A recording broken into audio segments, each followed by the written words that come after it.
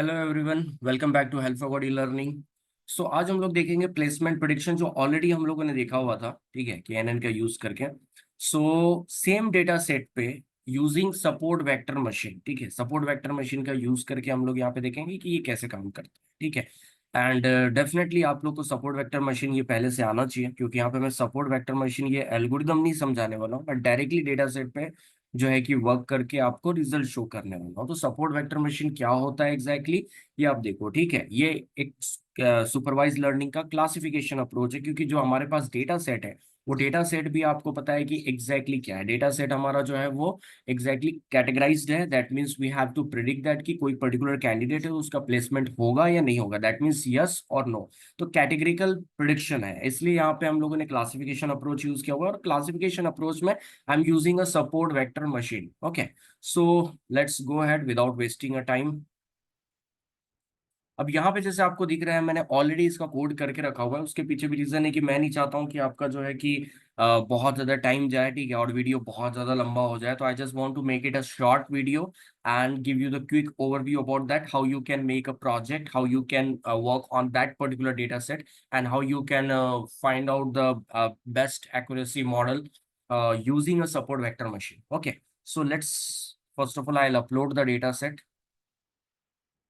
a same data set guys, ठीक है। Let me open this data set. अगर मैं ये डेटा सेट आपको ओपन करके दिखा देता हूँ, so that you will have a clear idea about it. Okay, exactly ये डेटा सेट जिन लोगों ने डेटा एनालिसिस पार्ट देखा है या KNN का मॉडल बिल्डिंग पार्ट देखा है, उनको ये पता है कि ये डेटा सेट क्या है एग्जैक्टली। यहाँ पे हमारे पास programming name, MCQ score, coding problem score, total MCQ questions, total coding problems, total MCQ questions attempt, and total coding problems attempt, ठीक है, एंड गॉट द प्लेसमेंट। सो हमारे पास एग्जैक्टली क्या है, यहाँ पे आप देख सकते हो कि यहाँ पे मल्टीपल इनपुट फीचर्स है और एक सिंगल आउटपुट फीचर्स है, राइट। सो ये जो मल्टीपल इनपुट फीचर, इसमें आप देख सकते हैं programming name, MCQs score, coding problem. ये जो फर्स्ट थ्री फीचर्स है ये मुझे यूज करना है मॉडल को ट्रेंड करने के लिए, and definitely the last output also, ठीक है। दैट मीन्स प्लेसमेंट होगा कि नहीं होगा। क्यों? क्योंकि यहाँ पे आप देख सकते हैं प्रोग्रामिंग नेम है CPP, जावा, पाइथन, और यही कैटेगरी चार क्वेश्चंस की कैटेगरी है। जनरली आप देखोगे कि अगर आप किसी MNC के जो है कि मतलब टेस्ट देते हो, जैसे जो भी है TCS, इंफोसिस, जितने भी MNC कंपनी है, आप देखोगे मैक्सिमम आपको ये तीन चार लैंग्वेजेस के ऑप्शंस मिलते हैं, जिसको आप यूज करके मतलब लैंग्वेज चूज करके आप पूरा एग्जाम दे सकते हैं। जो MCQs हैं, जो प्रॉब्लम्स हैं, वो आप अटेम्प्ट कर सकते हैं। तो यहाँ पे सिमिलरली यहाँ पे है हमारे पास CPP, जावा, पाइथन, चार कैटेगरी है यहाँ पे। उसके बाद MCQs score, sorry. So MCQs score in the sense what, की भी MCQs में आपने स्कोर कितना किया है, ये इस पर्टिकुलर कॉलम का इंडिकेशन। कोडिंग प्रॉब्लम स्कोर्स की आपने कोडिंग प्रॉब्लम में क्या स्कोर किया हुआ, क्योंकि आप जनरली अगर टेस्ट देते हैं, जैसे TCS MQT वगैरह भी देते हैं, तो आपको पता है उसमें आपको कोडिंग, अगर मैं टेक्निकल के पॉइंट ऑफ व्यू से बात करूँ तो दो सेक्शन मिलेंगे। एक MCQs में आपको क्वेश्चंस मिलेंगे टेक्निकल के, जिसमें कोडिंग या तो कोड दिया रहेगा, आपको आउटपुट प्रिडिक्ट करना रहेगा, या तो फिर थ्योरेटिकल क्वेश्चंस रहेगा। और दूसरा एक सेपरेट सेक्शन होता है जो प्रॉब्लम सॉल्विंग होता है, जिसमें आप कोई भी एक लैंग्वेज चूज करके CPP, जावा, पाइथन, या जो भी लैंग्वेज अवेलेबल होते हैं, ठीक है। मैं नहीं बता सकता यहाँ से कि भी यही पर्टिकुलर लैंग्वेज रहेगा, यही आप सॉल्व करो। It is depend on you and the available option, ठीक है। और हो सकता है कि जो पैटर्न है, जो असेसमेंट है, उनका अगर चेंज होता है तो they can change anything else. मैं इसलिए ये मेंशन कर रहा हूँ क्योंकि डेफिनेटली ये वीडियो हो सकता है अगर कई लोग बहुत देर बाद देख रहे हैं या बहुत दिनों बाद देख रहे हैं और उस समय पैटर्न चेंज हो चुका हो, so don't think on it, right, है ना। तो इसलिए आपको सबसे मेन क्या होता है, किसी भी कोई भी कंपनी का अगर आप टेस्ट दे रहे हो तो पहले उसका सिलेबस आप चेक करो, उसकी करिकुलम आप चेक करो। यू शुड अंडरस्टैंड कि भाई एग्जैक्टली उसका पैटर्न क्या है एग्जाम लेने का, ठीक है। क्योंकि सी, ये चीज अगर आपको पता रहती है ना, तो भाई डायरेक्शन क्लियर होता है, और डायरेक्शन अगर आपको क्लियर होता है तो डेफिनेटली आप बहुत अच्छे से प्रिपेयर कर सकते हो।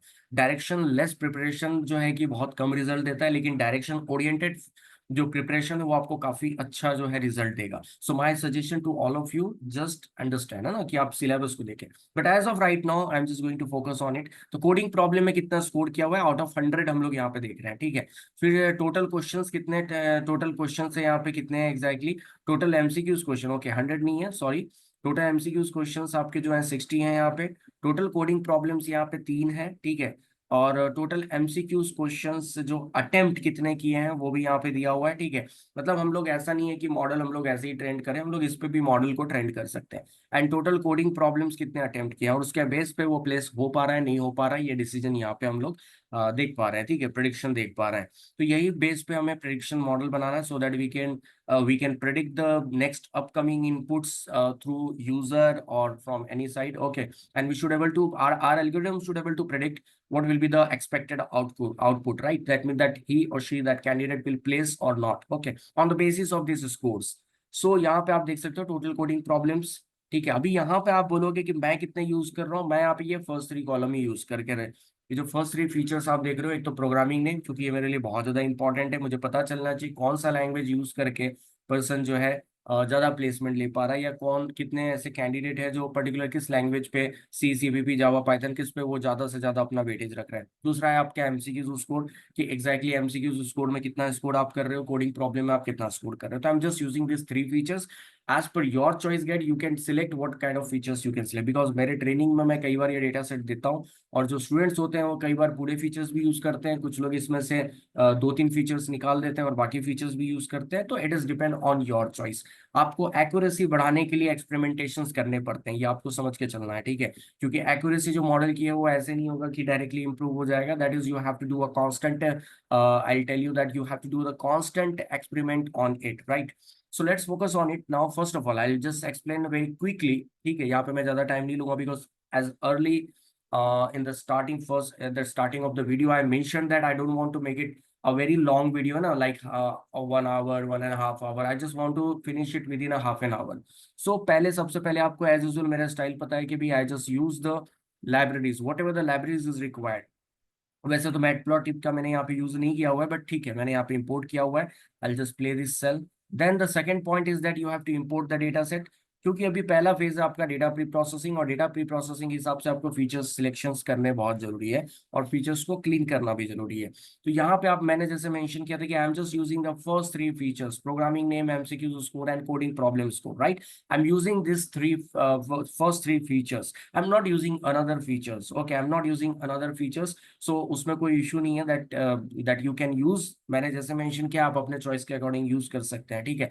But I just want to use the first 3 features. So first of all, as you know that right now this all this 3 features are in the form of matrix, and I have to select as a matrix if I am going to select this rows and columns. So how I can select? A very simple thing guys, first of all, using a pandas, so pd is a shortcut name of a panda I have just created here।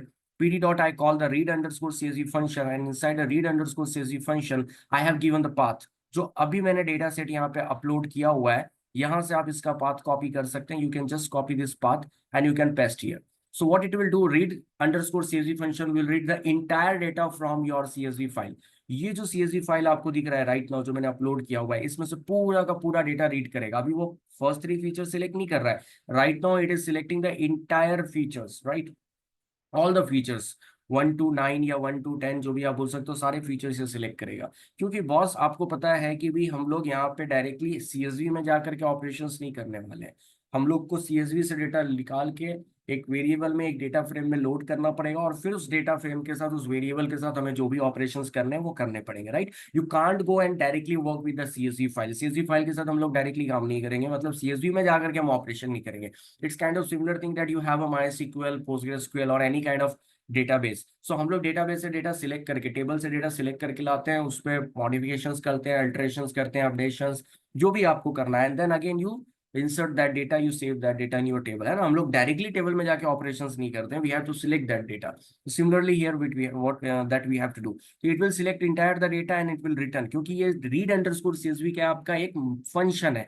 तो definitely ये पूरा का पूरा data read करेगा और return करेगा। तो जब वो रिटर्न करेगा, मैं कहाँ स्टोर कर रहा हूँ? डेटा सेट में स्टोर कर रहा हूँ, ठीक है। I am just going to play this cell and I just show you कि डेटा सेट को मैं यहाँ पे शो करके दिखा सकता हूँ, ठीक है। यहाँ पे एक सेल लेकर के I just use and the data set. to check to ensure that all the data has been retrieved or not. Okay, you can check here. So यहाँ पे आप देख सकते हो programming name, MCQ score, coding problem, total MCQs, total coding problem, total MCQs questions attempt and total coding problems attempt, and the last one is basically the got the placement or not. So successfully we have read or we have imported or we have read the data, entire data from the CSV file to our variable, and our variable name data set, we can say it is our data frame also, because we have all the entire data here. Now we are ready to work with it. और अभी आपको ध्यान रखना है कि you don't have to focus on this CSV file, क्योंकि CSV file का पूरा डेटा आपने लोड करवा लिया डेटा सेट में. So you must have to focus on the data set. Don't focus on this CSV file. Okay, I'll tell you honestly. So अभी मैं इसको साइड कर दिया हूँ. Now what we have to do exactly in this, from this data frame, I have to select the first three features, which is our programming name, MCQ score, and coding problem score. This first three features I would like to select from here, right? And the last one is your got a placement, so that one also. लेकिन यहाँ पे मुझे input और output अब split करना ये बहुत ज्यादा जरूरी है. It is really important to split your data set into two part, which is your input part, that means independent variable and dependent variable. So first three features I'm taking as an independent variable, and the last features definitely got a placement, which will be your dependent variable, right? So how I'm going to select it. So first I'm going to place the first colon. So data set, क्योंकि data set में पूरा का पूरा table है, आप देख रहे हो यहाँ पे पूरा, मतलब पूरा का पूरा डेटा है आपके यहाँ पे. So data set dot I call the ilog. Ilog is going to focus on the column wise indexing. Okay, क्योंकि यहाँ पे रो और कॉलम हमको सिलेक्ट करना पड़ेगा, तभी हम फीचर्स को स्प्लिट कर पाएंगे. It's like a matrix. Matrix में जैसे हम रोज और कॉलम सिलेक्ट करते हैं, तो यहाँ पे first column means you are selecting the entire rows. आपको मेरा स्टाइल पता ही है, मैंने ये चीज पहले भी बताया हुआ. अगर आपने पहले के वीडियोस देखे हैं तो डेफिनेटली आपको ये क्लियरिटी आ जाएगा. ठीक है. So first column means what you are doing exactly, कि first column means basically we are selecting the entire rows, and second we have to select the column. So as you know that the first three column indexing, if you count the indexing, if you start the indexing from index number 0, so programming name का index number 0 रहेगा, MCQs का index number 1 रहेगा, coding problem score का index number क्या रहेगा, 2 रहेगा. So 0 से 2 तक मुझे सिलेक्ट करना है, तो डेफिनेटली अगर मैं 0 से 3 रेंज दे दूं तो ये 0 से 2 तक सिलेक्ट कर लेगा, इसमें कोई दिक्कत नहीं है. ठीक है. तो 0 से 3 मैंने ये रेंज दे दिया and dot values. So what it will do, it will select the rows as well as the columns, first three features, and return the values. So we are storing a X, we are using a X where we are storing all this, that means this independent, this input feature data. ठीक है. X क्या कर रहा है, एक तरीके से आपके input features को represent कर रहा है. Second data set dot ilog, again colon. ठीक है. That means अब मुझे लास्ट वाला कॉलम सिलेक्ट करना है. Last is your basically dependent features. So first column means we are selecting all the rows, क्योंकि रोज तो मुझे पूरे चाहिए. ठीक है. उसके बाद -1 इन द सेंस लास्ट कॉलम, अगर निगेटिव इंडेक्सिंग करते हैं तो अगेन डॉट वैल्यूज से हमारा पूरा डेटा आ जाएगा. ठीक है. अब यहाँ पे मैं चाहूँ तो चेक कर सकता हूँ कि भाई एक्स, ठीक है, एक्स को प्रिंट करके चेक कर लेते हैं कि भाई ऑल थ्री फीचर्स आए कि तो आ गए हैं. आप देख सकते हो यहाँ पे. ठीक है. सी जावा CPP, अभी भी डेटा सेट के अंदर वही डेटा है, उसमें आपको टेंशन नहीं लेना है. डेटा सेट के अंदर वही डेटा है जो डेटा होना चाहिए था. ठीक है. मतलब पूरे के पूरे डेटा है, लेकिन उसमें से हमने फर्स्ट थ्री फीचर्स निकाल लिए हैं, एक्स में रखे हैं और एक्स को प्रिंट कर रहे हैं. ये देखना जरूरी है कि 2 डायमेंशनल एरे में है या नहीं है, क्योंकि अगर ये 2 डायमेंशनल एरे में नहीं है तो बहुत या तो एक्यूरेसी में इशू आएगा या तो मॉडल ट्रेन करते वक्त इशू आएगा. दोनों में कहीं ना कहीं तो इशू आने के चांसेस रहेंगे, क्योंकि जो इनपुट फीचर्स है वो हमें 2 डायमेंशनल में प्रोवाइड करना रहेगा. ठीक है. देन सेकेंड वाई को भी हम लोग चेक कर लेते हैं. It is very important that आप as a machine learning engineer आप ये चीजें चेक करें कि भी बॉस जो है कि प्रॉपरली डेटा रीड हुआ है कि नहीं हुआ है. ठीक है. और प्रॉपरली स्प्लिट हुआ है कि नहीं हुआ है. सो दिस इज व्हाट की हम लोगों ने ये सेकंड स्टेज भी कंप्लीट कर लिया, that is splitting the data in input and output variable. Right. Now let's check your data. अगर हम लोग डेटा चेक करें एक्स का, तो एक्स और वाई दोनों में ही आपका कैटेगरियल डेटा है. डेटा प्री प्रोसेसिंग के पॉइंट ऑफ व्यू से मिसिंग डेटा नहीं है. अगर आप चेक करोगे, मैं टाइम आपके सेव करने के लिए बोल देता हूँ, there is no missing data. हाँ, जीरो है, but zero is not a missing data. Zero in the sense उसका स्कोर जीरो होगा, या तो प्रॉब्लम में सॉल्विंग में या तो एमसीक्यू स्कोर में. बट ये नहीं होगा एग्जैक्टली कि भाई जो है कि उसका आप बोलोगे कि सर जो है कि मिसिंग वैल्यू, तो मिसिंग वैल्यू नहीं है इसमें. कैटेगरियल डेटा आप देखते हो तो फर्स्ट कॉलम एक्स में कैटेगरियल डेटा है, और इस कैटेगरियल डेटा को हमें न्यूमेरिक में कन्वर्ट करना पड़ेगा, जो ऑलरेडी आपको पता है. अब यहाँ पे एक से ज्यादा कैटेगरी है तो I am using a one hot encoder. सो सबसे पहले कॉलम ट्रांसफॉर्मर ये इंपोर्ट कर लिया हम लोगों ने कंपोज मॉड्यूल से. उसके बाद प्री प्रोसेसिंग से हम लोगों ने वन हॉट इकोडर ये इंपोर्ट कर लिया हुआ है.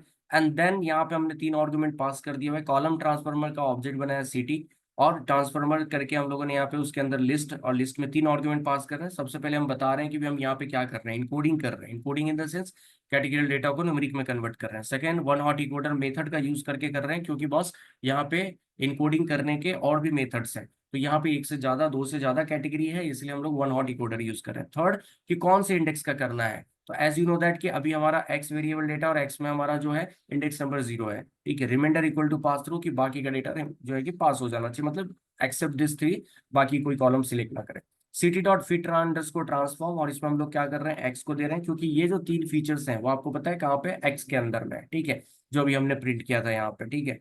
आप चाहो तो फिर से प्रिंट कर लेना। और ये क्या करेगा, उसको इंकोड करके डेटा रिटर्न करेगा, उसको हम वापस एरे में टाइपकास्ट करके वापस कहाँ स्टोर कर रहे हैं, एक्स में।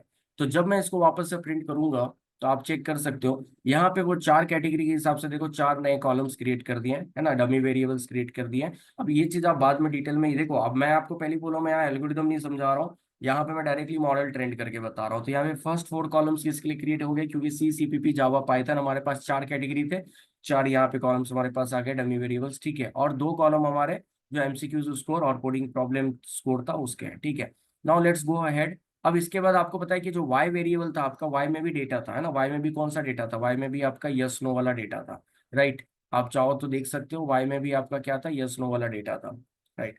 आप लास्ट में देखो, ये देखो गॉट प्लेसमेंट, और इसको हम लोगों ने यहाँ पे लिया हुआ है, तो आपको पता है कि यहाँ पे तो हमें उसे भी करना पड़ेगा। अब यस नो दो ही कैटेगरी है, तो वन हॉट डिकोडर यूज करने की जरूरत नहीं है। हमने सेम लाइब्रेरी में से, सेम जो आपका मॉड्यूल है प्री प्रोसेसिंग, उसमें से लेवल इनकोडर को इंपोर्ट कर लिया, लेवल इनकोडर का एक ऑब्जेक्ट बनाया, then by using that object we call the fit transform, और वाई इसमें हमने दे दिया। अब ये क्या करेगा, वाई को टाइपकास्ट, मतलब ऑब्वियसली टाइपकास्ट नहीं, वाई के अंदर जो यस और नो है, यस को 1 में कन्वर्ट कर देगा, नो को 0 में कन्वर्ट कर देगा, मतलब अल्टीमेटली कैटेगरियल डेटा को न्यूमेरिकल में कन्वर्ट कर रहा है। और न्यूमेरिकल में क्यों कर रहे हैं, क्योंकि आपको बताया कि भी एल्गोरिदम को न्यूमेरिकल डेटा चाहिए।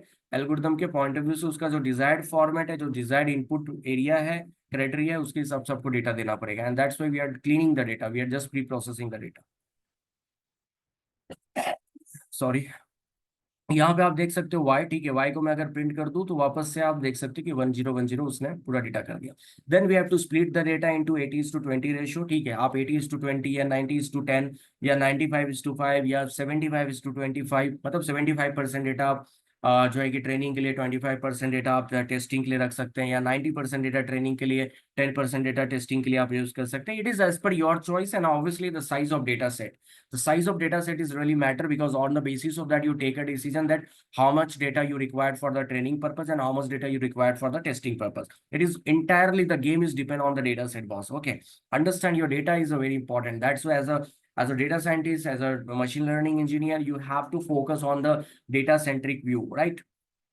सो यहाँ पे हम लोगों ने X train X test Y test कर लिया हुआ है, ताकि हम लोग 80% डेटा जो है इनपुट वेरिएबल का एक्स ट्रेन में ले सकें, और 20% डेटा इनपुट का एक्स टेस्ट में ले सकें। देन वाई ट्रेन में training, that means dependent variable का 80% डेटा रहेगा, और वाई टेस्ट में आपका 20% रहेगा डिपेंडेंट वेरिएबल का डेटा। ये ऑलरेडी हम लोगों ने किया हुआ है, ठीक है। तो इसको भी हम बिल्ड कर लेते हैं। देन आता है आपका मॉडल बिल्डेशन, ठीक है। तो यहाँ पे एसके लर्न में एसवीएम है, और एसवीएम से हम लोग क्या कर रहे हैं, एसवीसी इसको इम्पोर्ट कर रहे हैं।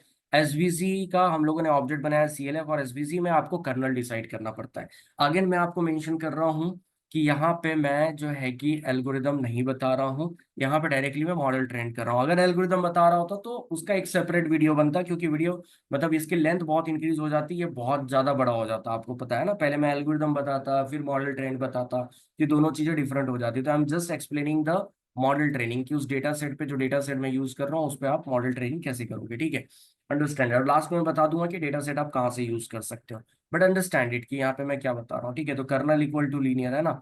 देन यहाँ पे लीनियर भी होता है, अलग अलग कर्नल होते हैं, ये मैथमेटिकल फंक्शंस होते हैं जो क्लासिफिकेशन, क्लासीफाइंग करने के लिए डिसाइड होते हैं। तो लीनियर डेटा है तो हम लोग लीनियर यूज कर रहे हैं। तो आरबीएफ बाय डिफॉल्ट आपका आरबीएफ जो रहेगा कर्नल फंक्शन रहेगा, ठीक है। उसके अलावा पॉलिनॉमियल भी रह सकता है, सिग्मॉइड भी रह सकता है। तो डेफिनेटली आपको डिसाइड करना है कि क्या करना है। अब ये अलग चीज हो गया, तो उस पर मैं अभी नहीं जाऊंगा, लेकिन अभी मैं फिलहाल लीनियर भी यूज कर रहा हूँ। रैंडम स्टेट इक्वल टू 0 रखा हूँ, एक्स ट्रेन और वाई ट्रेन, जिसमें 80% डेटा इनपुट वेरिएबल का एक्स ट्रेन में है, और वाई ट्रेंड में 80% डेटा आउटपुट वेरिएबल का। इस पे हम लोग मॉडल ट्रेंड कर रहे हैं, ठीक है। मॉडल ट्रेंड करने के बाद इसको बाद में देखते हैं, ठीक है। मॉडल ट्रेंड करने के बाद हम लोग क्या कर रहे हैं, मॉडल जो ट्रेंड हम लोगों ने किया हुआ है, उस मॉडल का आप लोग चेक कर सकते हो सीएलएफ। ये जो सीएलएफ जो हमने ऑब्जेक्ट बनाया था, अभी ये मॉडल हो चुका है आपका एक एसवीएम बेस्ड मॉडल है, जो बेसिकली क्या कर रहा है, यहाँ पे आप प्रिडिक्शन करने के लिए रेडी है, ठीक है। तो पहले मैं इसका जो है कि एक्यूरेसी स्कोर चेक कर लेता हूँ, ठीक है। तो अगर मैं एक्यूरेसी स्कोर चेक करता हूँ इसका, तो आप देख सकते हो, ठीक है। ओके ओके, यहाँ पे मैंने एग्जीक्यूट नहीं किया हुआ है।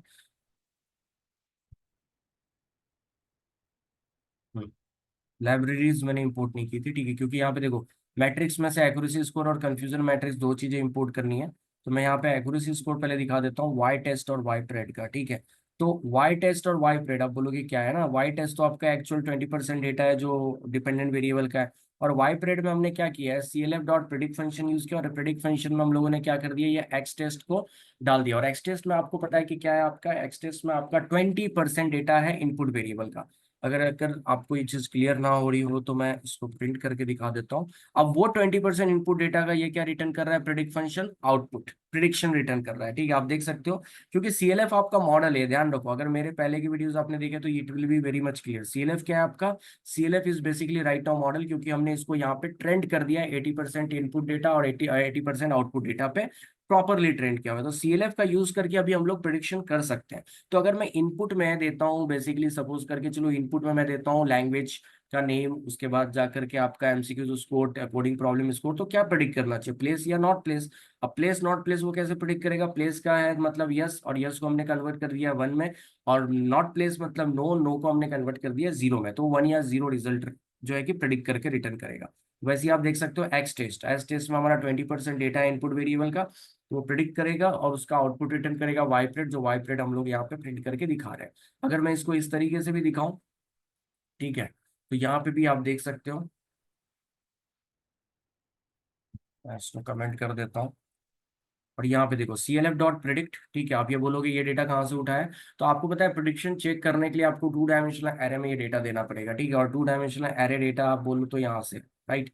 अब इसको जाके आप डेटा सेट से भी चेक कर सकते हो, बट यहाँ से मैं ये डेटा जैसे कॉपी कर रहा हूँ, ठीक है, क्योंकि this is your input variable. अब ये इनपुट दूंगा तभी कन्वर्ट होगा वो आउट, तभी वो प्रिडिक्ट करेगा इसका आउटपुट क्या होगा ना, प्रिडिक्ट करेगा कि इसका आउटपुट क्या होगा। तो यहाँ 1.0, 0.0, तो ये अलग अलग कैटेगरी है, 4 कॉलम बने हुए हैं, तो ये आपको बहुत अच्छे से पता है, ठीक है।